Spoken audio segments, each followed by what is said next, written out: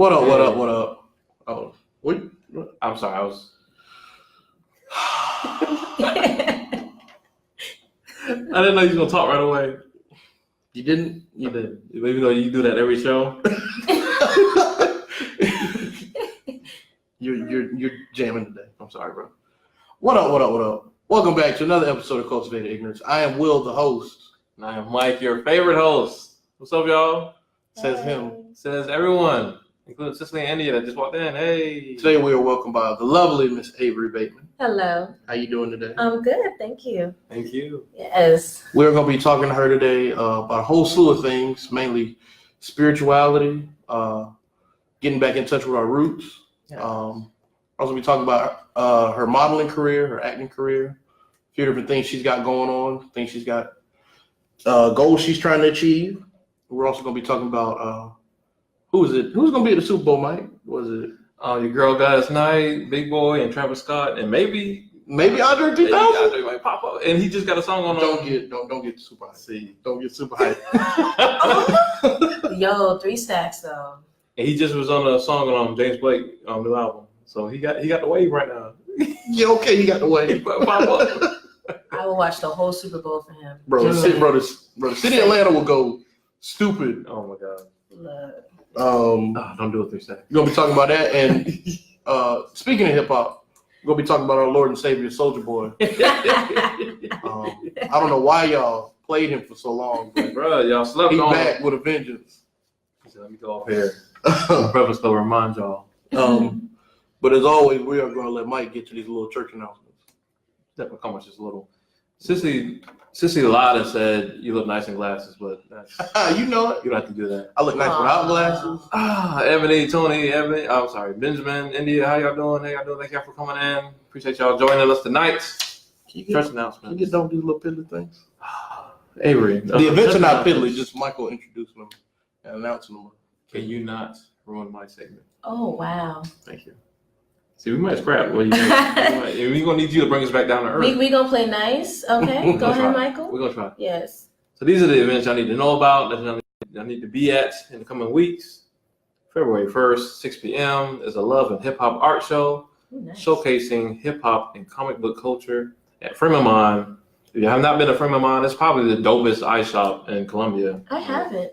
You ever been to Frame of Mind? You remember Frame of Mind, right? Yeah, it's what is it now? Bob New Brooklyn? Yeah. I love New Upper Brooklyn. Columbia. It's Okay. like a swanky ass eyeglass shop. Like it's crazy. Oh, okay. Our homeboy Preach Jacobs, I think he was in here Hey, somewhere. preach. Is gonna be hosting it and doing the music as he should.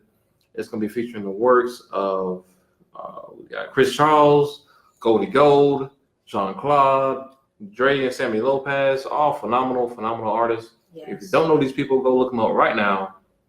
But the show will be up till April. I'm pretty sure it's free because most preacher shows like this are free. And it's gonna be hella dope, man. It's gonna be crazy. So definitely come through. February 1st, 6 p.m. Do that. And the last thing I got, Sunday, February 17th at 8 p.m.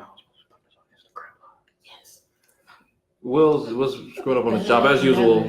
You right? I'm sorry, everybody. We're supposed to be Instagram live at the same time, but Will. I'm about to make that thing We happen. better try it. It should have been happening.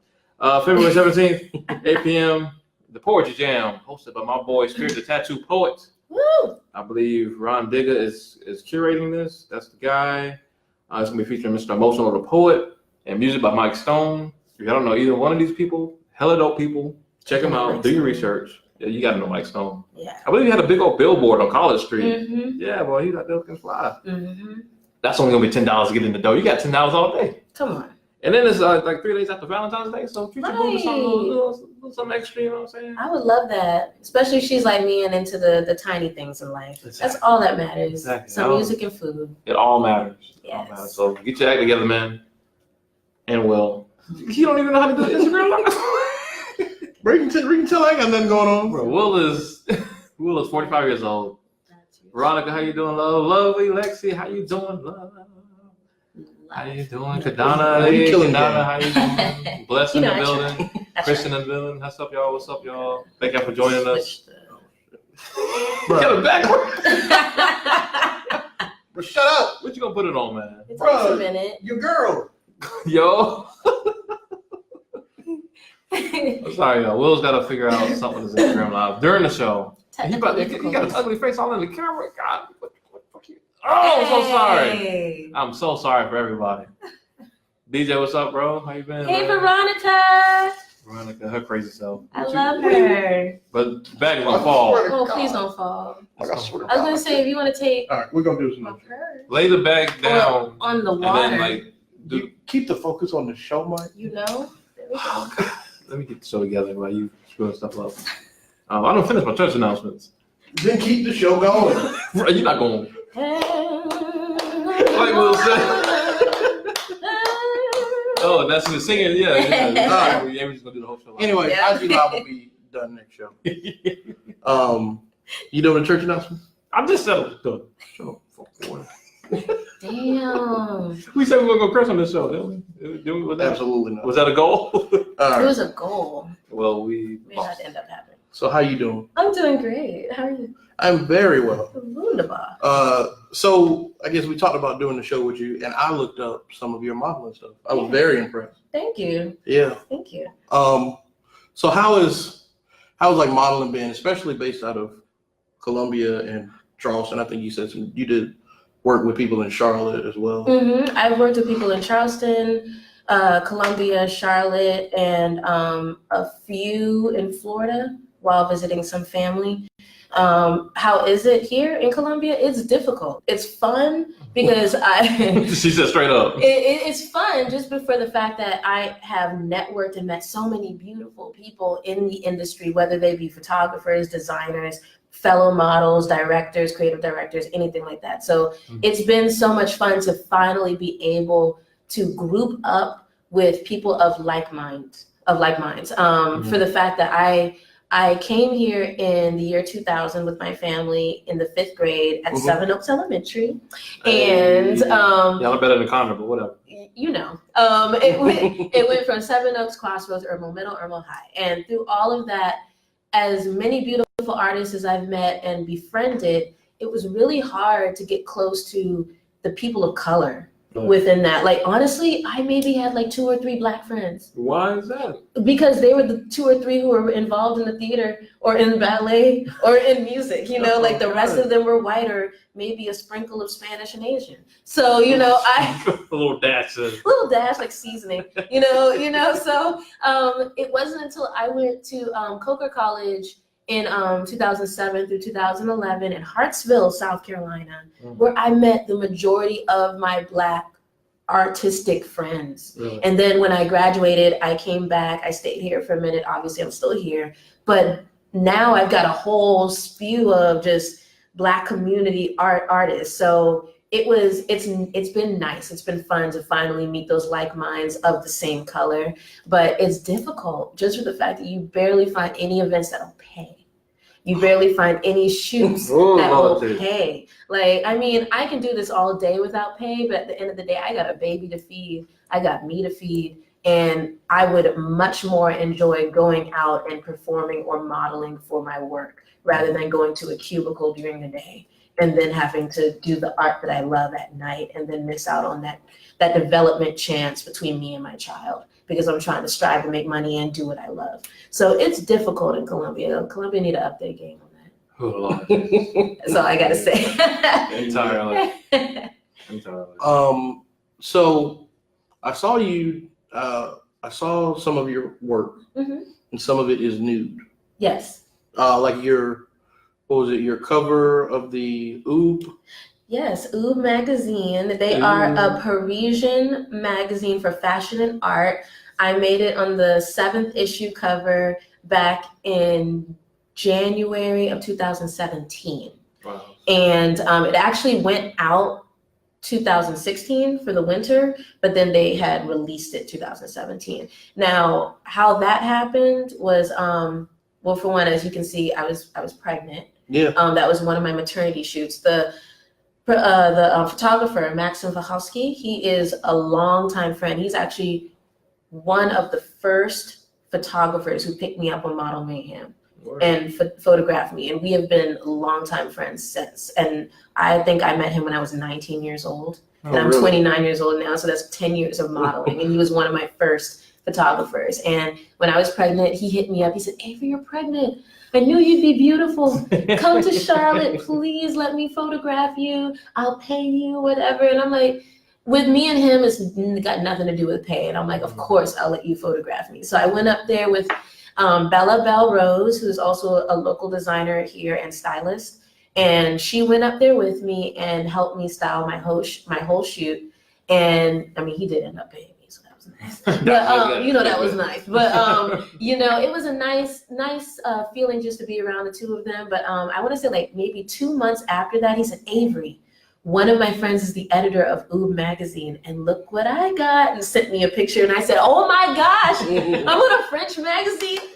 Yes, crazy, that was great for me. And then I found out a few months after that, because I finally got my own copy, and I saw like they have a whole page from the first edition all the way to the updated one. Mm-hmm. And I saw that Tyra Banks was on one of the issues. And I'm like, see, you made it. We made it. You know, Tyra, come on, mama, come get me. I need you. So yeah, it's been, nude modeling. So I've spoken to Mike before about shooting people while nude. Mm-hmm. What is it like, I guess, being shot while nude?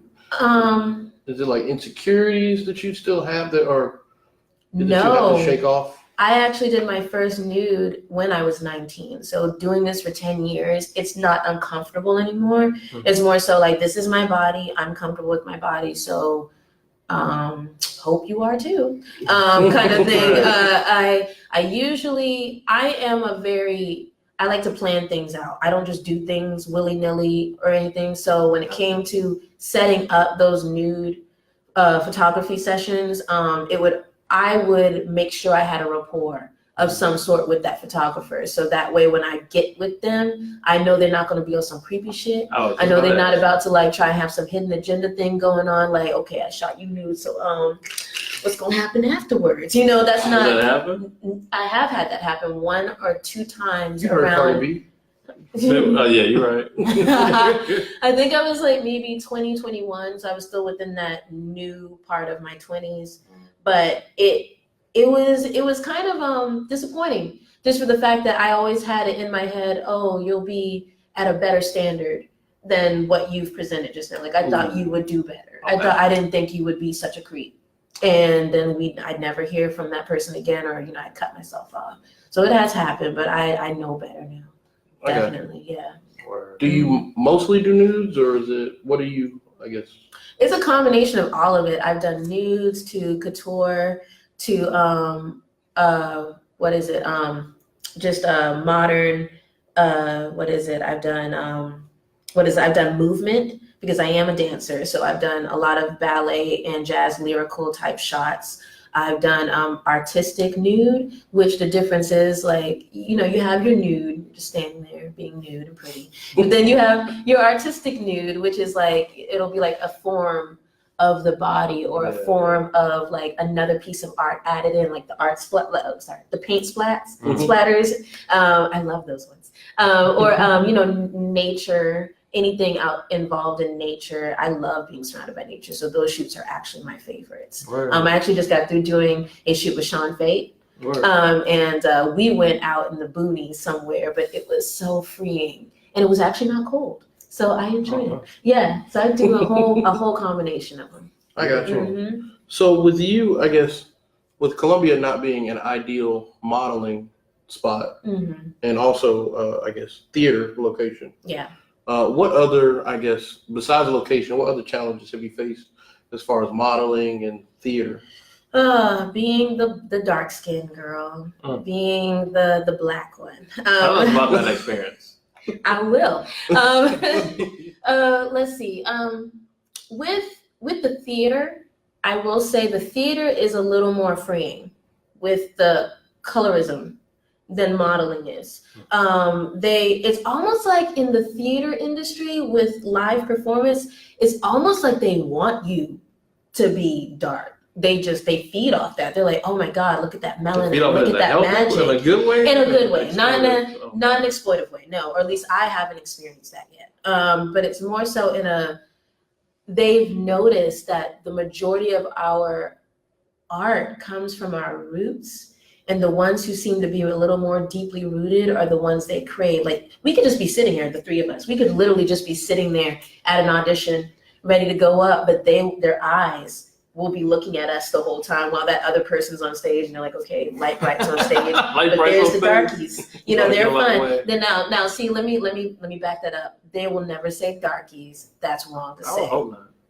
But they might be thinking it. So either way, the point is that in the theater, they seem to thrive off of us being the look that most of our social media, our society seems to, distance from. Mm-hmm. Because in the modeling, when you go to cities like Atlanta or New York, DC, California, LA to be specific, those cities, they're fine. It's almost like it's so diverse that there is no room for colorism. But when you have it in let me see if I can get this right. When you have it in certain situations where it comes to like the cover of a magazine or the cover of a billboard, they will more than likely choose the lighter over the dark, unless that dark girl looks like she's from another country.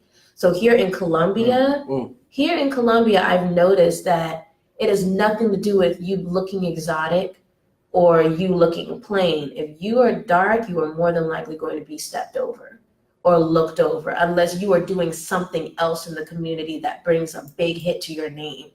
Then they'll be like, oh, that girl, Sally Mae. She's as dark as the dark as African sunset, but I don't know her. So I'm gonna choose, Cora May over here because she's light and pretty and got the curls and everything. What year are we talking about?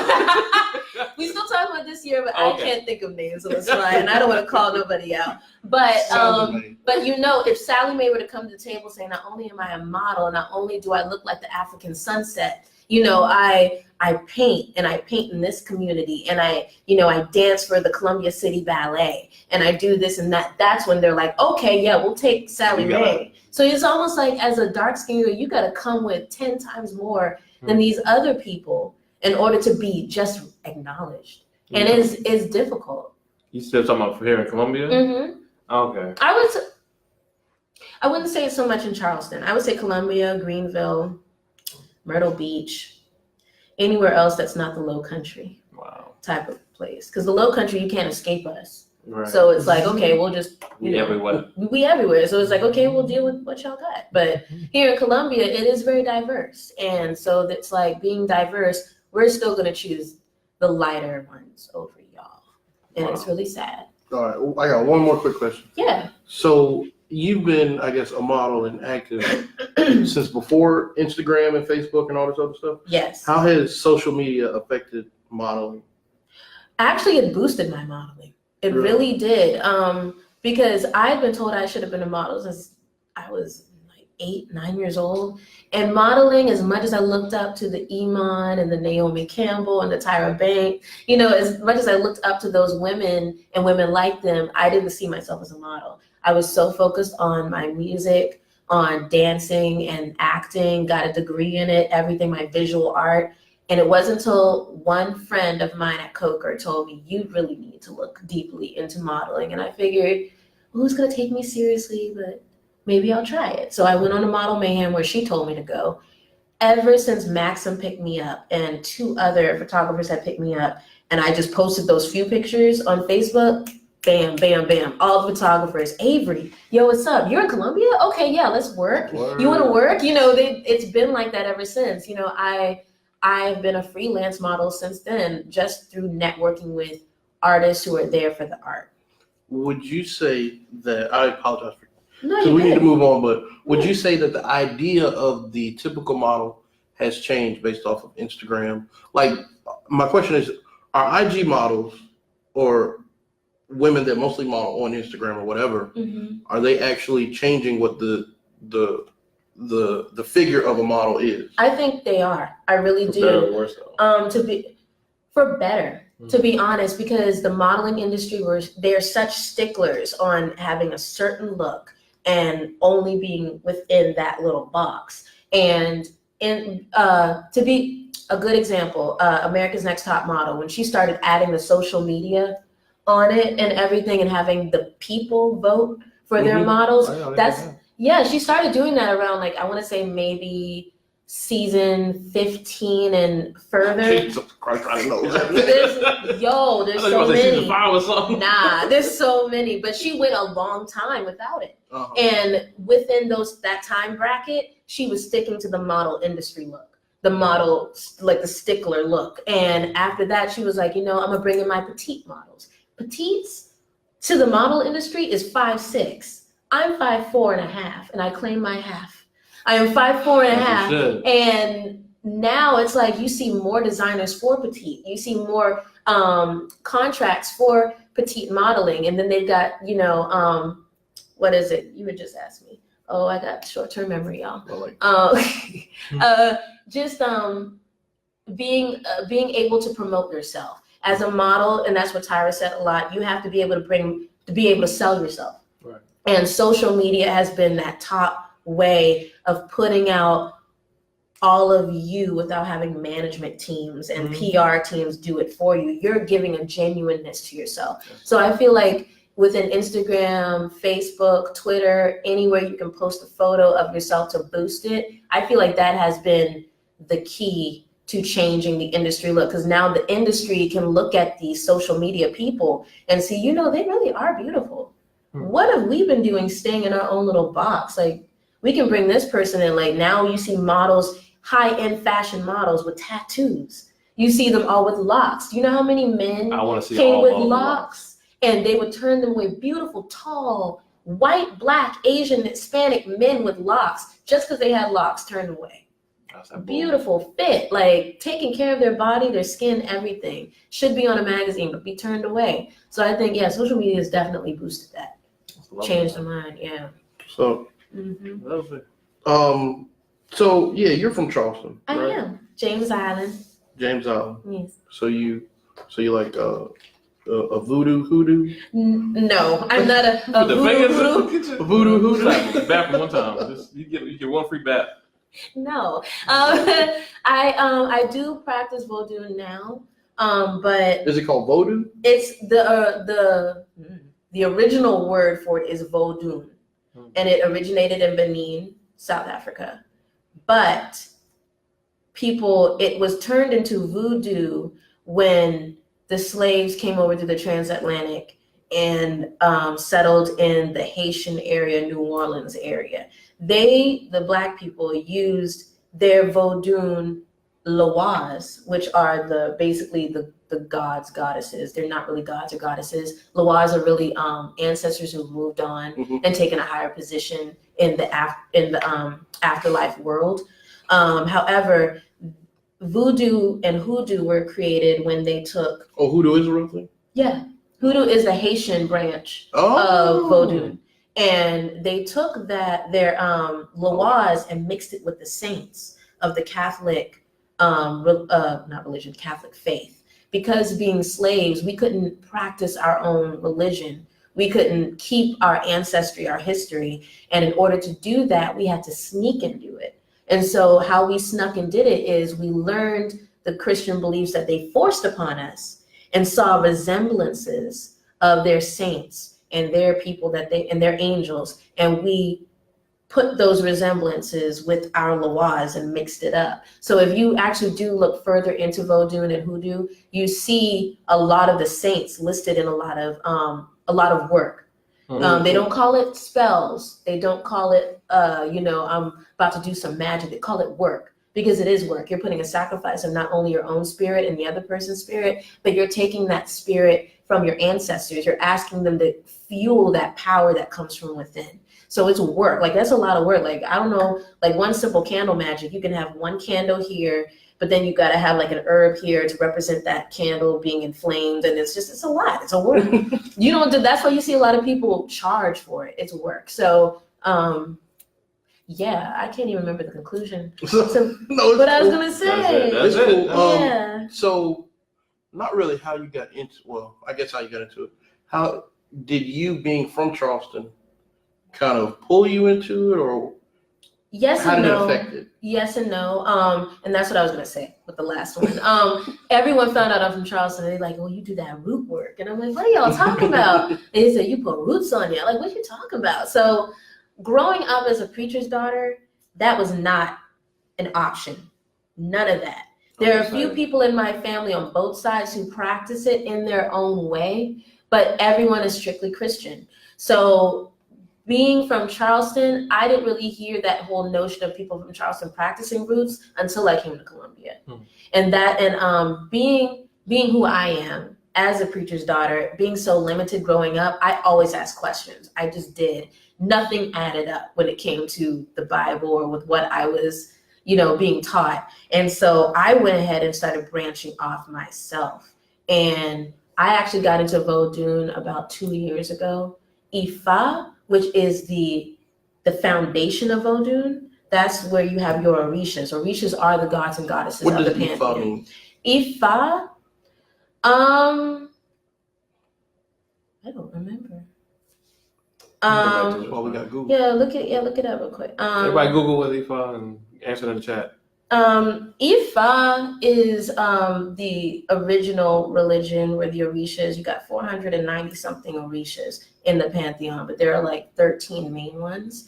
And Ifa, you learn about what does it say? Ifa is a West African religion and system of divination. So it's the system that It is pretty much like a bit, like I said, it's the foundation, so it is the system. You see Vodun come from it. Hoodoo branched off from Vodun, but you also see Santeria. You also have there is one other one, but Paulo. I think it's I've heard about Santeria. Yeah, Santeria is mostly Hispanic because you hear a lot of people who practice Santeria name off of the Orisha gods, but it doesn't come from an African standpoint. For some reason, it's come from a Latin standpoint. It's not fun. And honestly, I hate it. I absolutely hate it because if you talk to a lot of Hispanic people who practice I guess because it's got the Santeria, Rhea in it. The people. not even just that, it's more so of they think that for some reason their Santeria just appeared out of nowhere and didn't come from anything when it literally came from the African religion of Ifa. Like, for instance, Oya, Shango, Yemaya. Those three. Oya is the goddess of storms, thunder. She is also the mother of nine. Shango is the god of war and fire and justice. And then you have Yemaya, who is the mother goddess. She is the goddess of, of the waters. Oshun is the sweet waters. But either way, in Santeria, it's almost like they'll worship Shango, be like, help me get through this court case, blah, blah, blah, blah, blah. So whatever. And then, they'll be like, oh, but Shango didn't come from the African, Shango came from Ifa. It's like, it is the foundation of all of it. It did. Get them right. It did. And, what is it? What were you asking me that led to that? The roots. Yeah, your Charleston roots. Yeah. Charleston roots. Yeah, sorry, I branched off. But with that, I questioned a lot, and I had a few family members who would say their names randomly. And I would be like, well, who are these people? And it wasn't until I did In the Red and Brown Water at Trustis Theater in 2013. Not 2013. God, I got no years right. 2015. That's when I did it. And I played Oya, and it's almost like a light switch went off. I just started feeling things towards it. I started looking deeper, doing my research, going to different practices, like practice groups and things like that. And ever since then, I've been hooked. So I've been trying to study Ifa. I've been doing it for 3 years now. Vodun, I think I jumped into Vodun a little quicker than what I probably should have, but I did it, and I've been doing it for 2 years now. But yeah, Ifa is the foundation. So you said you heard people in your family saying these names. Yeah, they would like randomly say it, like in a serious way, or just like it was their religion, or it was something they practiced, or it was almost like how do I explain it? It was almost like they said it in a way where they've heard their mother or their father say it, but they themselves never knew a deeper meaning behind these people or behind these orishas. For instance, the one I heard the most was Elegua. Elegua is the orisha that stands between the crossroads. He is the one that Sometimes he's called Papa Legba. Papa Legba is the voodoo term for him. Elegwa or Elegba is his original name. And he is the one who helps you make choices in life, who helps you understand the grounding that even though your morals tell you to do one thing, please know that there's always an option. There's always other roads to take. That's why he's the Orisha of the crossroads. And I would hear a lot of, like, my grandma would just be like, oh, Elegua gonna tell you to take the right path. And I would just hear it like that. I'm like, who's Elegua? You know, like Charleston stuff. I that's some ain't never Charleston. heard. I ain't never heard that from up here. You know, and then to be honest, there's some Charleston people who never heard that. Like Yeah. Charleston is the rooted area of South Carolina where the majority of our history still lays, but all of us are ignorant to it. I don't know why, but it is. That's what they want. Mhm. That's what they want. That's what they want. That's what White they people want. want. That's what they want. They do. Yeah. Mm-hmm. So I guess whenever Black people gain a level of consciousness that's not the norm, you know what I mean? Mm-hmm. Whenever they start diving into things that connected to their roots, other things, start wearing ankhs and Yeah. a whole bunch of different things, people call them a hotep. It's become like a term that just like She's like, let me tell you. yeah, it's become a term that just describes people use to describe like aggy ass Black people who are like too who are like Who are too too woke, yeah, who too are too woke. opinionated on all of it.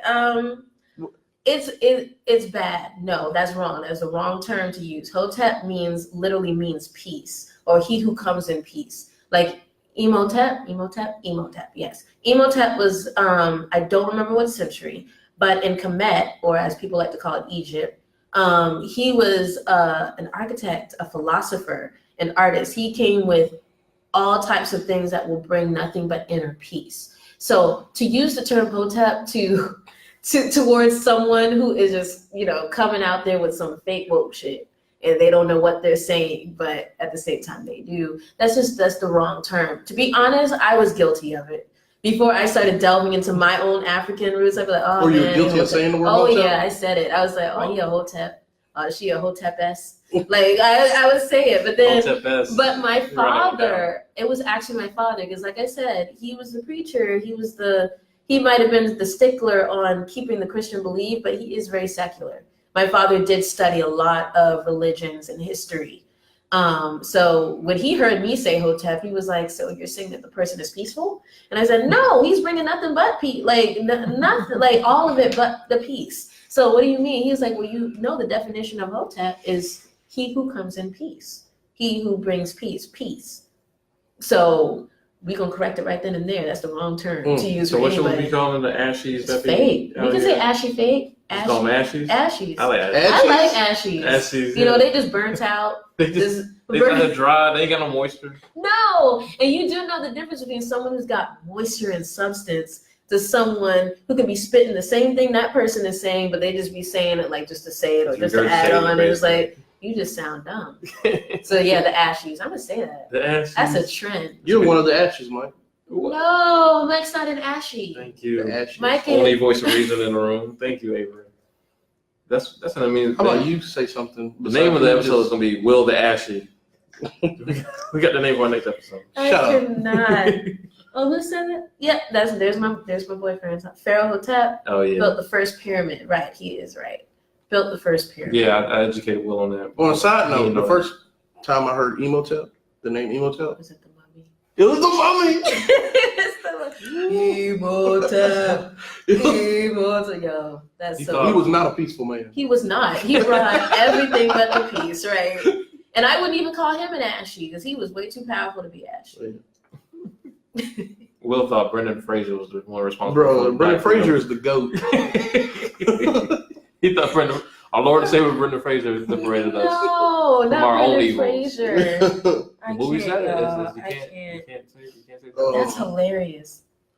So, do you think people our age or our generation like really have a desire to like learn about their history, or is it just like, is it a wave? I feel like it's both. I feel like I feel like all of us in our generation have had a desire to learn, but we've been so stuck in what was forced upon us from a young age that, like that fear of God, that fear of Jesus type betraying that mindset. So we think, oh, if I go and branch off into something else, because I'm guilty of doing it, thinking, if I do that, then I'm gonna go to hell. I'm gonna be damned. I'm gonna have to deal with the whole 7 layers of hell and everything like that. Like, that I think that's a fear in the back of our mind, but I feel like all of us have always wanted to go deeper and to search deeper. But the fad is what's helping everyone come into their own, because they see so many people they look up to, so many Black people they look up to doing it. So then they feel, oh, it's okay now. I can actually delve into it and see what it's about. But this is my question, though. Okay, so I think celebrities are thankfully making it cool to learn your history, but I think a lot of people want to take the easy way out and just take whatever they see on memes or whatever comes like easiest and just run with it. And run with it, yeah. So that's what I think. That's the main reason I asked that question. It's like, are we really thirsting to learn, or do we just want to look smart? It look like we know what we're talking about. That one is hard. That's a slippery slope. That's one that's hard to answer, because it's really all about that person. Yeah. Because it's all relative. If they want to learn, then they'll go further than social media or our society or what they're seeing on TV. Because I definitely did. But if they don't want to learn, they still want to look hip. Yeah, it's like the reason you grew those dreads. I cannot. I grew my dreads to be taken serious as a poet. You did? That's why? It's a marketing scheme. It's all It's a branding. But that's the thing. I was going to say, you can't look down on those people who do use it in a smart way. Smart being they know the history behind it. They know what the consequences are. But they use it to make... She doesn't believe your lies. They use it to make money in the sense that, okay, maybe this is my only way for my people to understand that it's okay, or to be curious enough to ask questions or to go look it up themselves. So you gotta treat like grown humans like kids almost. Yeah. Like, when do you not have to treat grown people like kids? That's what's getting scary, bro. I don't know. Shoot. Just the level of like mindless information flowing everywhere. People grow up, but Ignorance. It's a level. It's a glass ceiling they hit. It's like, oh, I'm gonna stay right here. Yeah, because it hurt to keep going through. Yeah, So it hurt. It still was work. Yeah. I'm still here. Again, that's why it's called work. You got to do that work. You got to research. I was going to ask something before Michael so rudely interrupted. Before I made the show better, Bro, you cutting in. let Ben tell you. He's what, podcast enhancement? Yeah, y'all don't be rolling. I did my makeup and everything. I want to look nice and not cry. Nice. You're styling. You look both better than both of us combined. You definitely look better than Will. Hands down, without question. Well, you look nice. Boy, if your boyfriend wasn't watching. Yo, I You're like like, your "Shit." USC shirt. Don't do it, Will. I look better than 95% of human beings. So let's just get What? What human being? all your favorite IG models, yeah, them. You look Not better than ugly Will? compared to me. Okay. All right. We just spit lies on the show. That's what we do. Lies So- are the truth. Are you gonna ask something, or am I just gonna keep? But you sound like I interrupted you, so go ahead. No, you got it. Well, it's actually your turn to. Oh. Oh, now it is. I'm lost. Bring the show back, please. What is the broom closet? Because when Mike told me that he wanted you to be on as a guest and how excited you were, I was like, she said something about the broom closet. Yep. Like, what the hell is the broom closet? When I first got into any kind of spiritual beliefs outside of Christianity, it was actually in middle school. And I had one of my girlfriends, she and I are actually still really good friends, but she was my best friend at the time. She was Italian. And She's fine. if she pretty, I only like She the most fine. melanated of women. Couldn't you look at that? Yes. He couldn't look himself in the eye. He said that. But we're going to go with it. But she was the first person to branch me off into Wicca. For those of you watching who don't know what Wicca is a branch off of witchcraft. And Wicca was actually brought up in like the early 1900s. What's happening? I shared the link to the Oob cover. Oh, good, sure. Yeah, Facebook. Y'all get a straight black copy. Get a copy. It's not a mention. But it's what is it? It's not 1900s. Sorry, like 1950s, 1960s in England, and it was supposed to be a branch of witchcraft that was involving everybody. Because if you look up witchcraft, there are certain different categories. There's Kemetic, there's Italian, there's Asian, based off of the Asian branch of the ancestry. There's so many, and when I got heavy into it, but I had to sneak and do all of this because, mind you, I started this in middle school. So whatever money I had was allowance from my parents. I literally had one time I bought a book of solitary witchcraft. My daddy found that. Ooh. And not only did he give me a whole speech therapy of why it was wrong, but I wish he did that because then I would at least be able to go find it through the trash. He took that thing back to Walden's bookstore. Who remembers Walden? Whoa. Yeah, Walden's bookstore, and then got me a book of angels.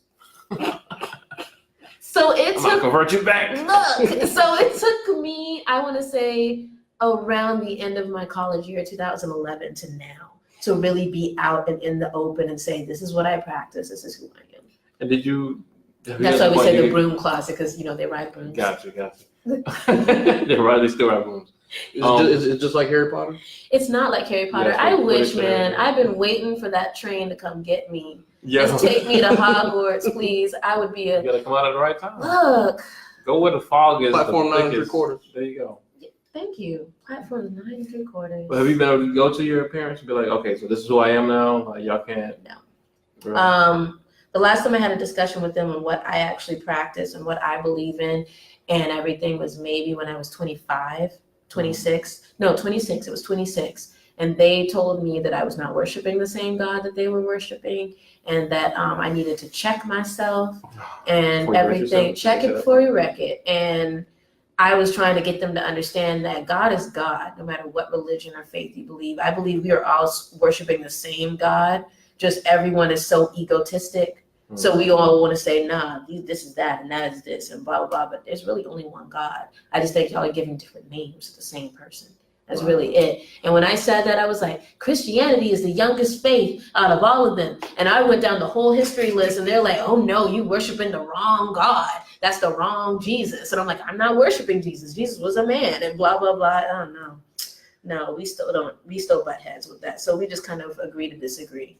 And when it comes to Omari, my son, I take him to church because I actually believe that the Christian faith is the only organized belief that we have to teach our children some kind of moral grounding of knowing between right and wrong, yes and no, and knowing about himself. But when he gets to a certain age, I'm not going to do like what they did and just strictly keep him to Ifa or Vodun or even Christianity for that matter. I want him to know the moral grounding. I want him to know the foundation. Once he understands that, then please take that with you when you try to delve into others. Yeah. So that way you know what fits right with your spirit and what doesn't. So you hit the nail on the head before we started the show. You said it's like a form of grounding first. Just kind of getting your way and then you just take them tools and then go wherever you land. Right, because as a child, I enjoyed church.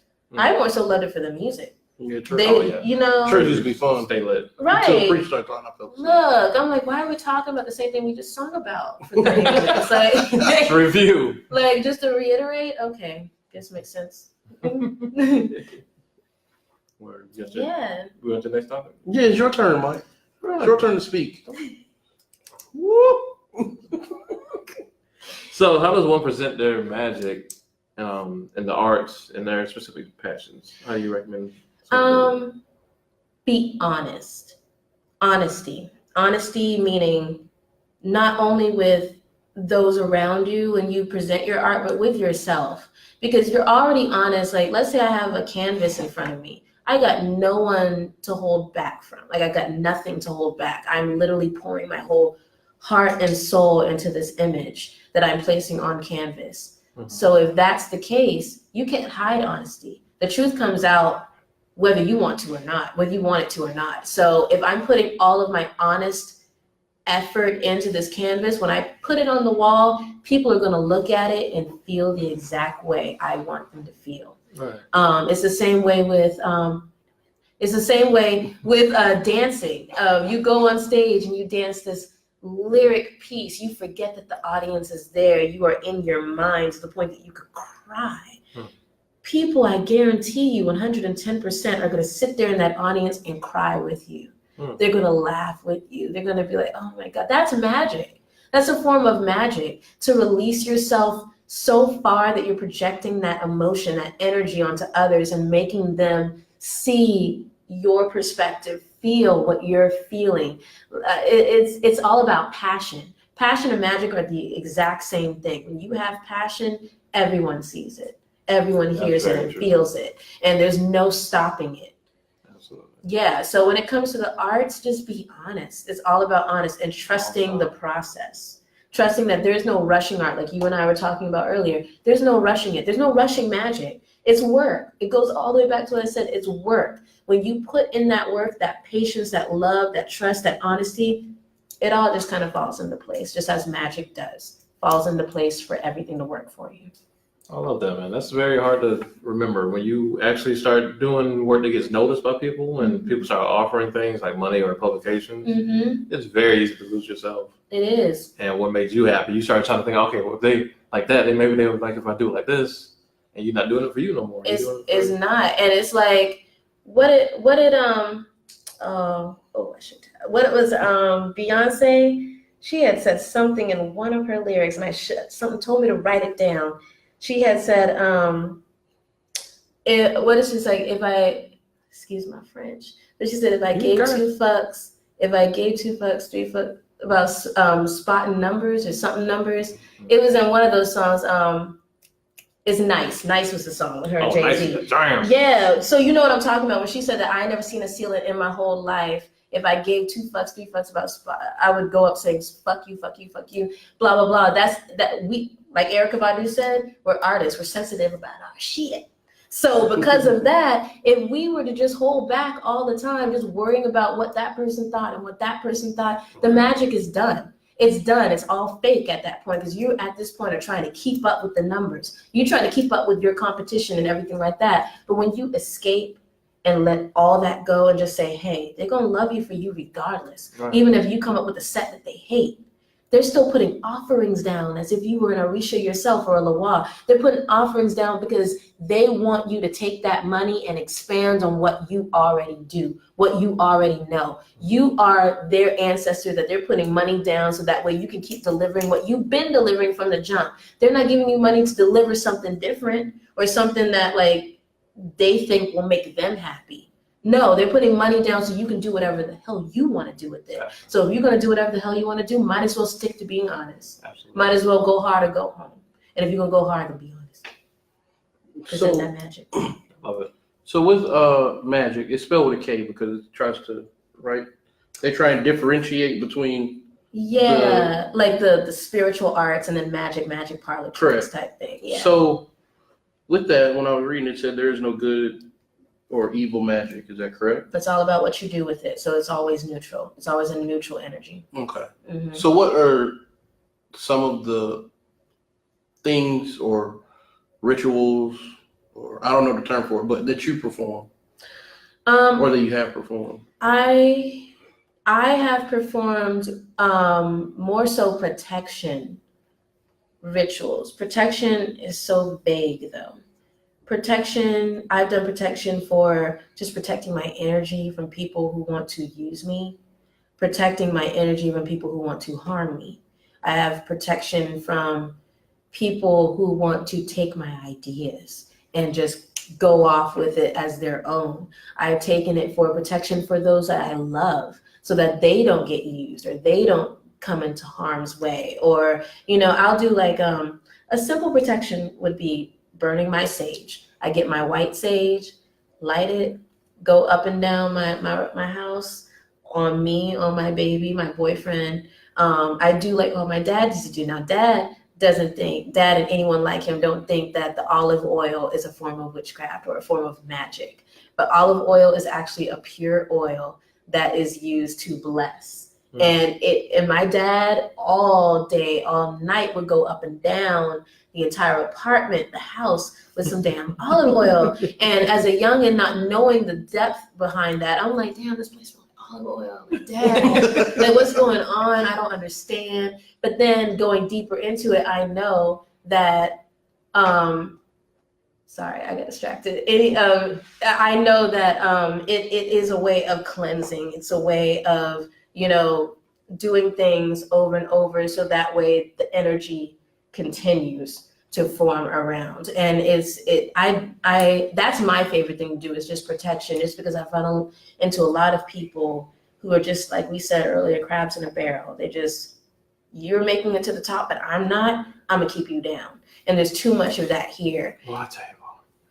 There's too much of that here. And I've had to release a few friends recently due to it. Release. I like that phrase. Release. Because their energies, when I have friendships, I love them hard. Friends are much more intimate to me than just me sleeping with somebody. You have to start off being my friend. And if I go out my way calling you my friend, that means I love you, my nigga. Like, I love you. So when they go against the energy I'm giving to them, which is nothing but love and purity and care, and they're going against it, trying to push me away or take it and use me and drain me, just these energy vampires, just draining me, I realize that I love too hard, to the point that I care about what they think, or I want to keep them protected and I want to make them happy, but I realize that they don't want the same thing for me. So I have to do so much protection. I'm too talented, I'm too loving, so I get fed off of a lot. Like, so much. So that's really the rituals that I usually do. I've done a few where even for prosperity, candle magic, rubbing, dressing my candles with frankincense, peppermint, cloves, anything that represent money. So we can just boost that little money up. I get a little $5 here and there from my family. They'd be like, "Oh, Avery, I thought of you. Thought you could use this 10. Did you now? Did you? Thanks for the 10, So yeah, those are about as far as I've delved. Yeah. So are voodoo dolls and things like that real? And what do you mean by real? Before I answer that question, I guess. Do they work the way it's presented? Yeah. Yes and no. It's all about the intent. Like we are all forms of energy. So scientifically, anything that we speak into mind or say or do is automatically going to have an energy effect on the surrounding areas, the atmosphere around you. So regardless of how you do it, whether it's through a totem like a doll or a necklace of protection or anything like that, it's gonna work. It's gonna work. We could just be sitting here and I'd be like, you, Michael, and Will are now protected from any energy vampires. And I put that energy on energy vampires. Vampires. People just suck, trying to suck the energy out of you. bro. Just, yeah, those people. So I could do that right now, and you are now protected because I placed a piece of me into that energy. You gotta believe I'll know in about 2 hours. I'll know. Shut up. See, I'll know about 2 and hours. it's not to be taken completely literally, because it's not going to be like, oh, you're going to leave this library and something bad's going to happen to you type shit. It's more like, it's really subtle. If you're protecting me from energy vampires, I'm gonna go home. I can't with him. Like, I already know I can't. you making it personal. I'm gonna go home. My daughter's gonna be like, "Hey, Daddy, I'm ready to go to bed." Mm-hmm. That's what she's gonna say out of her mouth for me to believe this works. I don't know if it works. Then Kids need. Nobody's gonna get on my damn nerves via text message, phone call, or request for me to do something I don't want to do. What's going to happen for you to believe is that all that stuff is still going to happen and it's not going to bother you. Ooh, that's good. So. Ooh, that was good. Ooh, she good, y'all. She said, get your shit together and it's going to work out. Because it does come from self. If you are grounded and secure within yourself and you still put that energy into it, then whatever you say will manifest, or whatever you do will manifest. And if you're saying that you're going to go through and do the same routine, the same ritual that you do every night, and I've put that peace of mind in you, and you're already a peace of mind person, you're going to go home and do that same thing. It's not going to bother you like it usually does.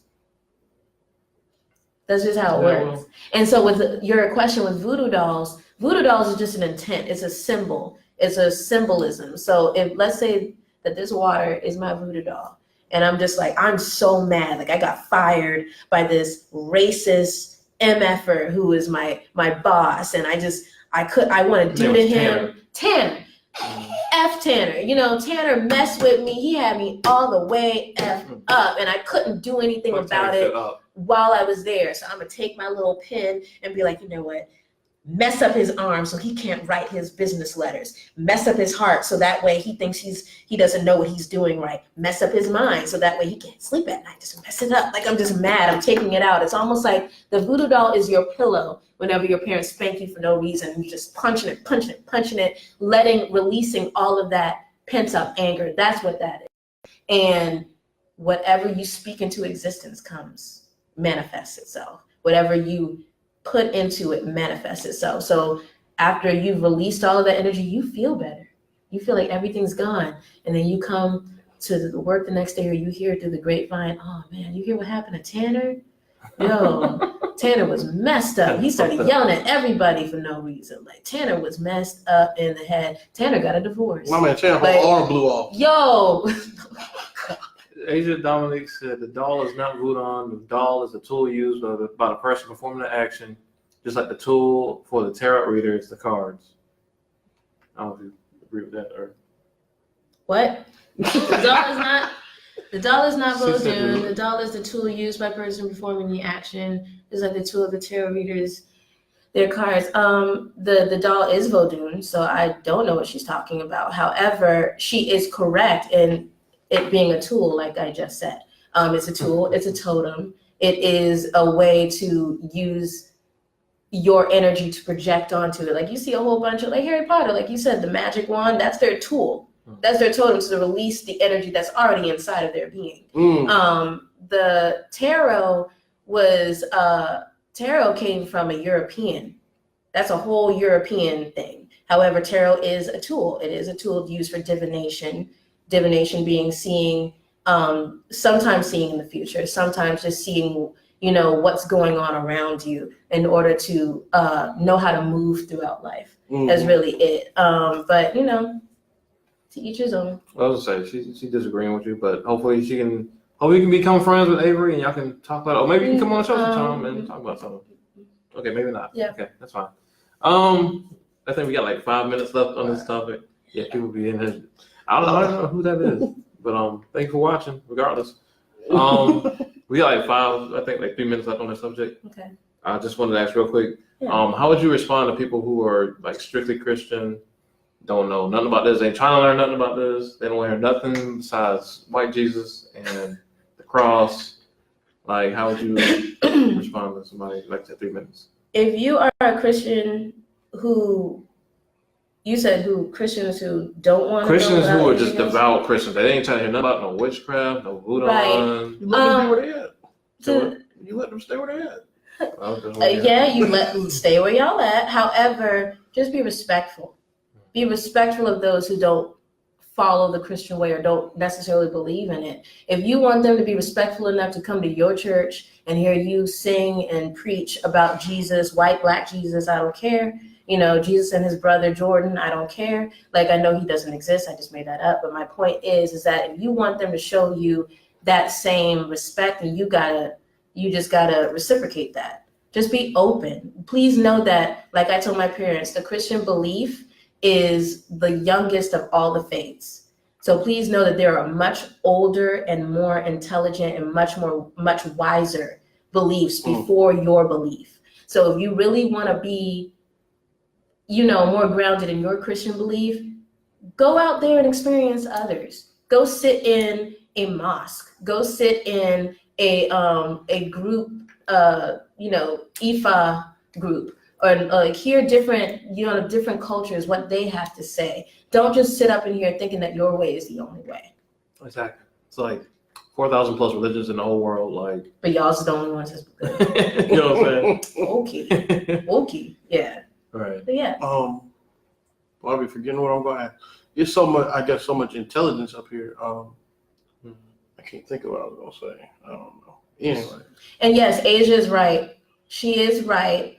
The Bible, Biblios, I think she can correct me if I am wrong, but is known. The Holy Bible is known translated into Sun Book, and it is a book of astrology. It is a book of guidance and the stars and reading the the universe around you. So I mean, please know, Christians, that y'all are the most pagan out of all of us. So if you really want to come at us with some like some history and everything, please be ready to be put in your place. That's it. Sorry. That's all Bang, I was bang. saying. I know we got sneak Yeah. sneak disses on the show. Yes, Helios Biblios. Thank you, Asia. All right. So on to other things. I was gonna say, speaking of sneak disses, or not so sneak disses. Oh, we talking about your boy, That's what we're going to, right? Soulja Boy? Soulja Boy, tell me. Our Lord and Savior, Soulja Boy. Get us Our Lord and Savior, Soulja Boy. So she can only the ones that need to sing here. I love that. The writer, performer of such hits as Turn My Swag On, Mhm. Pretty Boy Swag, Gucci Bandana. Damn jam right there, bro. That's your shit right there. That's the shit. I'm sorry. What was the first one? Superman, that hoe? I don't even know That That was was the the actual first- name of the song, but that was I don't even know. Oh, Crank That. Crank Yeah. that. Mhm. Our Lord and Savior has returned. He's appeared on The Breakfast Club. Where else he appeared at? Instagram Live. He was on IG Live, right? That was how he first blew up again. Oh, he was on IG Live going crazy. Yeah, he was like taking shots. Like me and Avery discussed over the phone. We don't keep track of new rap beats necessarily, except for Drake and Pusha T and all that. So, But like, that was a Black History moment. what? See, that's the problem. You learn to correct my face. All right, we back. And we're back. Hey. How do you invite people to watch the show? Oh, never mind. All right, go ahead, Will. So, I'm anyways, sorry. we are still here with the lovely Miss Avery Bateman. Hello. Yeah. Sorry we got disconnected. Our normal producer is not here. We're dealing with a backup. Interim producer, hey guys. Come back, Darwin. Please, come back, Darwin. Yeah, sorry about that. We had a little technical issue. But we were just about to jump into the Soulja Boy nonsense. So yeah, he's popped back up on the scene, How dare you? doing a whole bunch of wild shit. He was on The Breakfast Club, which is extremely entertaining. It's one of the best Breakfast Club interviews Yes, in a long time. I have to agree. Let me see. Let me see where it is on the Breakfast Club meter. And then was it like third to highest? This is 12 million views right now, so he's killing the game. Yeah. So on there, he talks about how he's the GOAT and this, that, and the third. Soulja Boy has a case. Soulja Boy has a case for being disrespected and possibly being on Hip-Hop Mount Rushmore.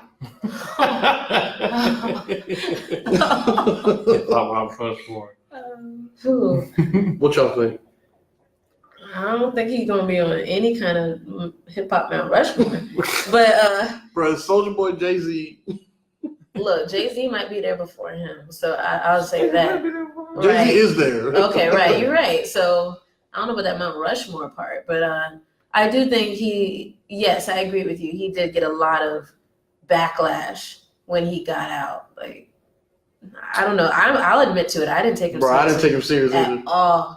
Did you like Soulja Boy when he first came out? When he first came out, I hated Soulja Boy. So I was on around that time. I was on my like real hip hop only swag. Mm-hmm. I ain't want to listen to Most nothing. Def, all Raucous Records. Black on Both Sides is still my favorite rap. One of my favorite rap albums of all time. But I was like all Black on Both Sides. Talib Kweli. Yes. Will likes to call the Raucous Records. I do, bro.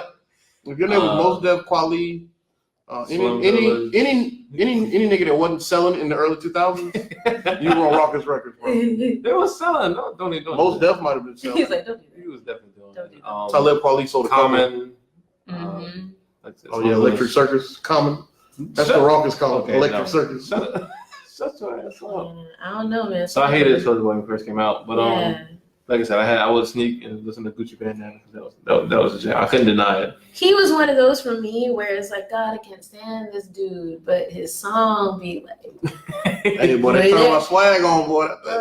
yes. Turn my swag Oh, Rodney said Oh. Soulja Boy just don't want y'all to bow wow him. You don't want to get Shad Moss. No.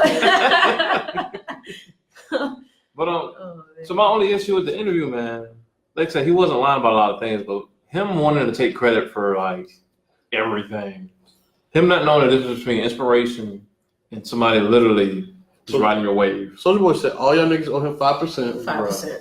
5% off top. Ass down somewhere. But what do y'all think, man? Like, is he right to criticize? Well, I don't know if you call it criticizing, but he said he had the biggest comeback of the year, which is Okay, crazy. that's false. That's just false. What She's a it Meek is, Mill or Tiger. right? Musically, nah, I don't know where he got that from. There you Business go. wise, because that's what I was thinking until I watched further, forced myself to watch further into it. And so it's like there's no way he thinks he's musically coming back at all. Like, but business wise, him making his own, what is it, the video game console Yeah. and This is the. other people's video games, but okay. He said his license, bro. But we gonna That's give him the fine, but- console. We gonna give him the console. He get the console, bro. Let him get the console. That's fine. Yes. That's fine. Because his console wouldn't sell if none of those games would. That's all point I'm trying to make, Right. but okay. But we'll let him have the console, or producing, or what is it? The movie he's doing. He's got a movie coming out called Soulja Boy the movie. That's been coming out for a number of years now. That's for a number of years. I don't know exactly what that's supposed to be. Is this like a documentary? It's or supposed to show everything he's been going through. It's supposed to show the break-in, the alleged break-in, where what do you say, 4 or 5 dudes came in with. I don't know if Soulja Boy allowed to show a real murder. I don't know, bro. You mean That- from that Atlanta? doesn't- Where he shot in the It doesn't even theaters. seem legal for him to talk about the shit the way he's been talking about it, let alone put it in a movie. He's a victim, bro. My thing is I feel like What's up with you in this hand? I feel like he's clever. He's Oh, clever. yeah, he's clever. But that's it. That's it. Like I feel like he is too in his feelings right now to just really be throwing out 5% and like I'm the first black man to do this and that, and it's a slippery slope with him. All right, I'm gonna give y'all. And they're Boy making a resume. whole movie like he's relevant Give us a- enough to I'll give y'all Soulja Boy resume, okay? Okay, that's All right. First person to use social media, right? First rapper to really use social media, right? Engage in it, okay? okay. Okay. In fact. I really don't feel like that's a What he fact, but said. we're gonna go. Yeah. That's what he said. That's what he said, and I can't remember anybody that I blew can't up. prove him wrong. Yeah, I so- can't Right. prove him wrong. So we gonna go with that All for right. now. All right, the real genius shit he did was any hot songs at the time, he put them on LimeWire, FrostWire, all that crap, LimeWire. and renamed the song his song Crank That, whatever hot song it was, so that when you downloaded it, even though you thought it was in the club or whatever, it was really Crank That. That's some genius shit. It's okay, that's genius, but you still getting off of other people's shit. Are you not? No, It's no. there. no, they downloaded, but they could delete it. But he literally named it other people's shit to get on. But they could have deleted it. That's fine, Will. I'm saying to get in What? their ears, But you had to name it somebody else's shit. so what? So do you owe them 5%? No, you don't. Why not? I would 'Cause you think didn't he use that would, song. though. You use But the he song had to title. use them to pop off his own stuff. So he owes them 5%, or maybe 3%. I would ask Rodney if he's still in here as a musician. What does he believe? Yeah, Rodney, if you're in here, Rodney. tell us your expertise. Do I know Rodney? Rodney Foster? He went to high school with me and Will. I don't know. Where'd y'all go? Ridgeview? Ridgeview High School. Oh, y'all know Devin Anderson. Devin Anderson, that sounds familiar. Preston Anderson. Preston and Devin Anderson. Um, No, we still. Tell me that. but I don't think that he owes them motherfuckers nothing. I don't know. Yeah. Because good guy. Yeah, he is. Great guy. Yeah, I mean, he don't owe them nothing. Because, bro, it wouldn't have blown up because you didn't get nothing off Billboard from FrostWire and LimeWire. So let's be very clear. Right. Some of them know. Crank That blew up on his own. Maybe it was a little janky. And so now you got everybody on SoundCloud doing it.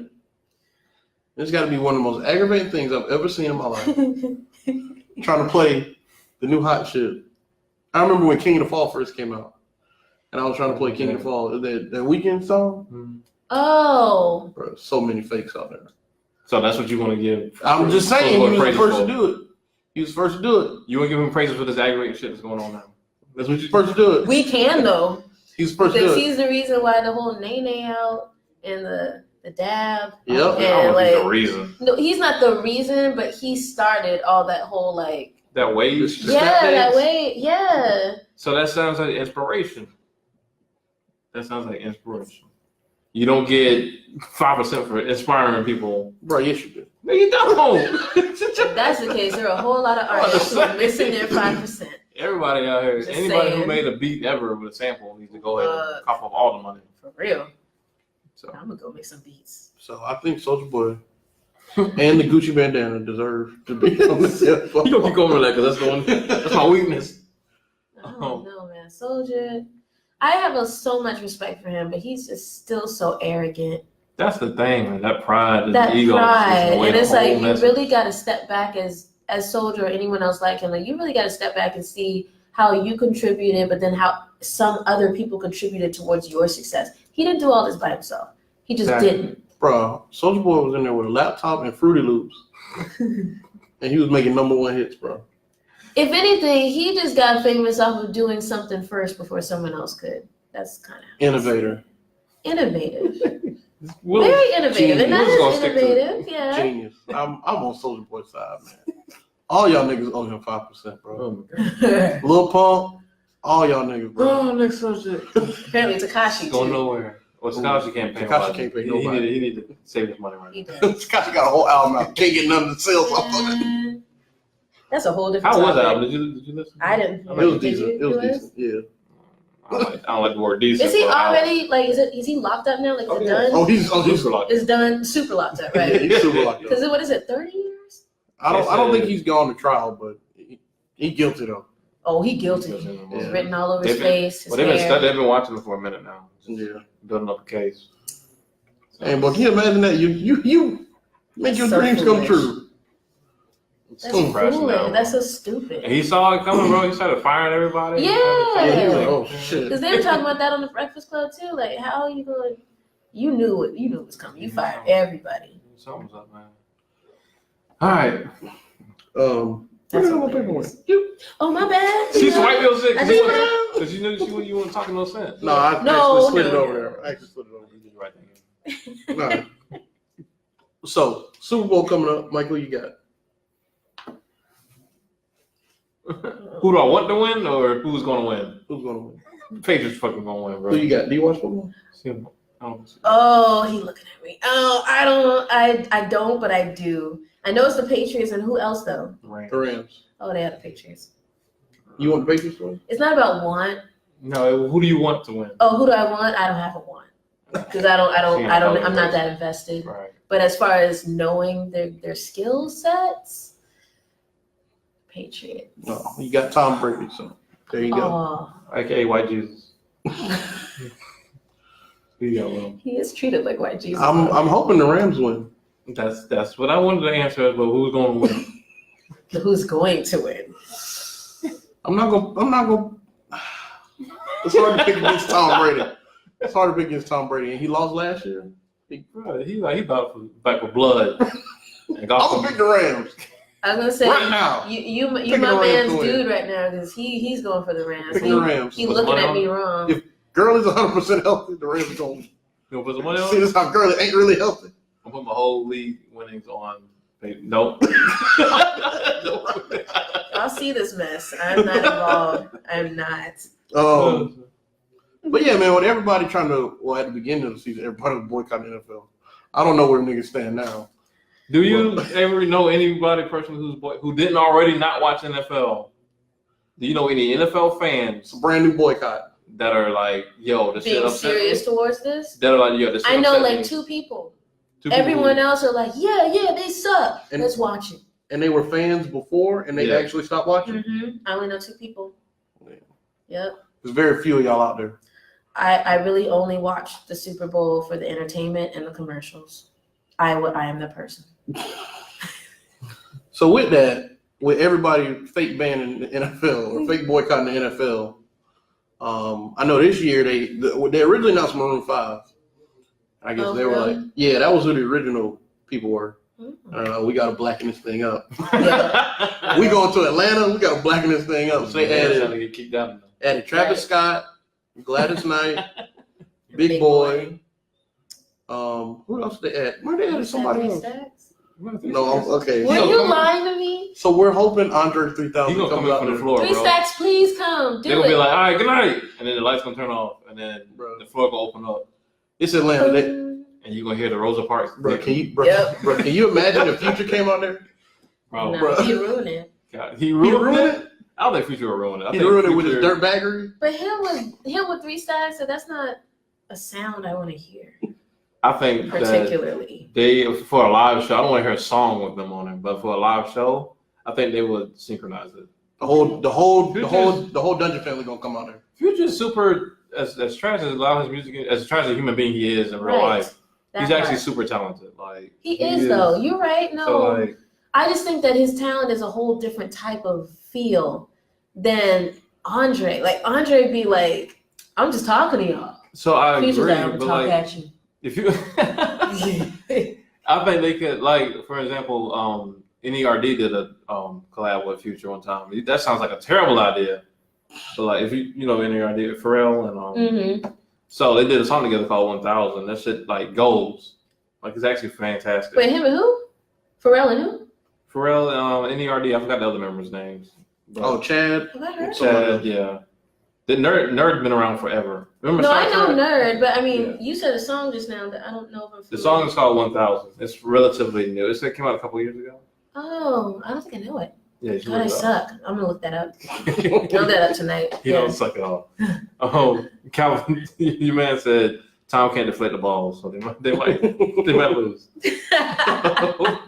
He would say that. All right, can't stand him. 9 minutes. So I guess a couple of these people are getting backlash. Yeah. Do you think like they're selling out, or do you think it's just like? I think it's the money. I mean, So you would say they're selling out. I don't know. Gladys Knight is a legend. Mm-hmm.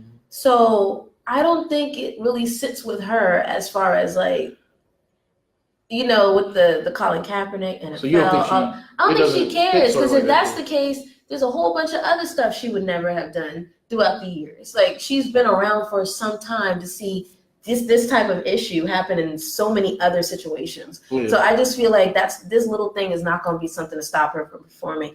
Travis Scott, I mean, we see who he's married to, so I don't think he gives 2 F's of what's happening. Big Boy, however. What you gonna say about Big Boy? No, go ahead. No, I like Big Boy. No, I like Big Boy. I personally don't feel like. I feel like Big Boy always been about that money. So again, this is something so very shallow for them. Like they don't care. I feel like Big Boy is like, this is my city. I ain't never gonna get a chance to do this again. And not to mention, like I was telling my boyfriend, $1 million is the least they about to get. $1 million. Yeah. You gonna say no to $1 million? Y'all gonna say no to $1 million? Bro, I'm not gonna say no to $1 million. I could be on YouTube with 80,000 people watching at the beginning of the season. Be like, I ain't watching the NFL. Shit. Let them offer me $1 million for 15 minutes.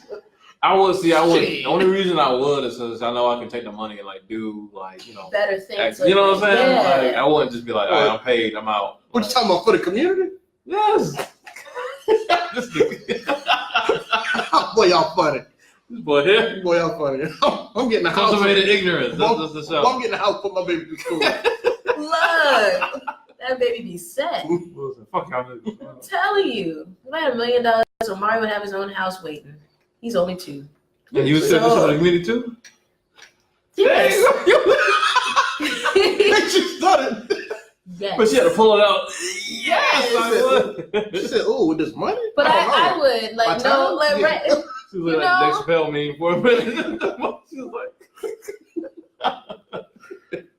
Oh no! No, but really, I would give back to my community. Everyone watching this, I am not shallow, so I would give back to my community. I believe you. But I don't have clout like these 3 do, and their clout is on a whole new level of like, really, I'm not going to perform for the Super Bowl. Come on. I feel like if Andre didn't do it back then when they were like booming and people like the NFL, he ain't gonna do it now that people hate the NFL. Right. You're I right. don't know, Yeah, they you're right. man, they though. talking to big boy in the board meeting like, hey man, you get Andre to come through, this shit triples. Hey, Well, that's a different it's, story. oh, That's a it's different $1 million story. for you. It's $9 million for Outkast. Stop. I'm just like, shit, well, let me dust off this damn steak on your wig. I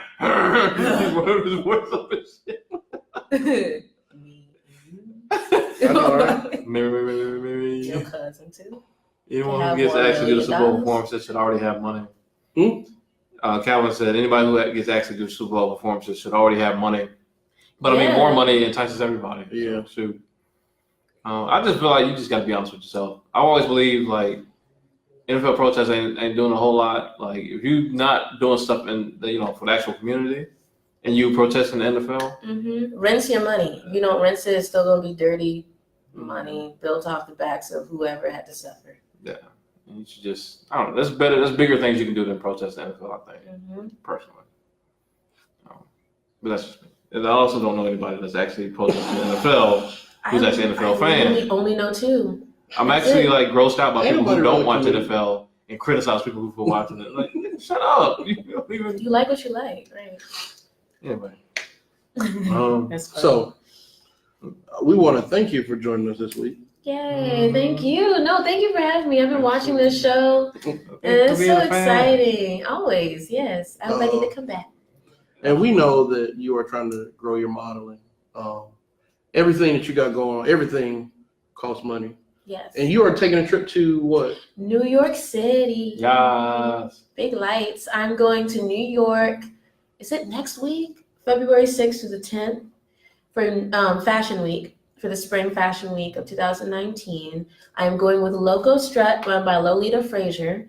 And she's taking myself and a few other girls, so it's a group of us going, and we're going to have the experience of a lifetime. I've been to New York City before for music, for auditions, for performances, musical theater, but never for fashion. So this is my first time going to the Big Apple, big city for fashion, and I've heard nothing but awesome things, so I'm excited. What's up? Yeah. So all businesses need money. So if you would like to donate or help out Miss Avery achieve her dreams, Please do. especially while she's in New York, because the cost of living is ridiculous compared to South Carolina. Yo. It's But insane. minimum wage is like $16 an hour. Yeah, but you don't live up there. No, I don't. So you going up there with South Carolina? Right. Talking on a mindset. Yeah. Please donate. Help her out. You can hit her up on her Cash App at $ Avery Bateman, AVERY BATMAN. BATEMAN. Oh shit. See, It's okay. It's like Batman that with up. an Do E. your own I tell people that all the Shit. time. It's like Batman with an E. So Bat-E-Man. Bateman. Bateman. Bateman. Bateman. It's too easy. So like Yeah, so please donate, help her out, because she's a lovely black person trying to achieve her dreams. So Yes. And she's insanely talented in what she does. do good Thank shit. you. Thank So. you. This week, Mike has the thirst of the week. We'll see what he has in store. We're never too excited for his thirsts. Because you don't like good-looking people. So the thirst of the week. Wow. I do like uggos. It makes you feel better. It makes him feel achievable. God. Especially he got a nickname for him, Uggos. Easy. My thirst of the week, man. It's got to be Dr. Jess, aka Miss Jessica Clemens, MD. She is a licensed psychiatrist who has. Yes, I've heard of her. You heard of her? Oh, Jess. I mean, she's fine as hell. Hey, fun. Smart as hell. Hey, smart. Helpful as hell. Helpful. Like, she's just a lovely person. She really garnered a huge following after being on the Breakfast Club, talking about mental health in the black community, how we all need to do better for ourselves, navigate through this world. Mm-hmm. See what he gets? That's not her. That's not That's her. not her at all. Just talking about that whole thing. And she actually did a live therapy session with Charlamagne the God. I believe it was like 1 or 2 hours, but it just did like a honest, straightforward therapy session. He was talking about his anxiety and everything, and depression, what worries him the most, struggling with panic attacks, stuff like that. And it was really good. So Dr. Justice is super dope. She's been featuring in like Essence recently. She's been going on Instagram. Excuse me. Doing these lives every Sunday and Saturday at 12 p.m. It's called Self Care Live, where she just like answers random questions. I love that. I had talked to her for a little bit. Like she was super helpful. I was asking her about like how do you handle wanting to do 1,000 things? Like how do you just calm yourself down? And she just gave some very good advice. She's just full of good advice, man. And she's beautiful as hell. Did you show a picture of her? I did. No, did I? No. You did. You enjoyed it for yourself. She's pretty though. She's pretty too. Yeah, man. If you want to look her up, man, on Instagram, she is at Ask Dr. Jess. Also on Twitter. We ain't gonna pay attention to that. Yes, doctor. Well, yeah, I did the same thing. I put my thumb over him. Her husband looks like an older Q-Tip for some reason. Yeah, he does. He look like Trick Daddy right there. But why an older Q-tip? Like look at him. A whole Q-tip. He does look like Q-Tip. It's like an older Q-Tip. No, not Q. No. Oh, I know who you're talking about. Oh, she thought the actual my Q-tip? I was like, damn, a Q-tip. I don't know what kind of insult that is. I don't either. That's He what's look like a whole Q-tip, Q-tip. bro. Oh, he look a whole lot like Q-Tip. Right? That is He does, Q-tip. actually. That's exactly Q-tip. Yeah, she's lovely. Yeah, but we ain't paying attention to him. How old is she? She looks so young. No, I gotta ask her when we get to the house. I'm gonna see her right after the podcast. I'll ask for you. She got the thummies on now? She's beautiful. Okay, don't be fighting my lady. I'm just kidding. But yeah, man, look her up. She's awesome and just has really good positivity to spread to the world. Love it. I love it.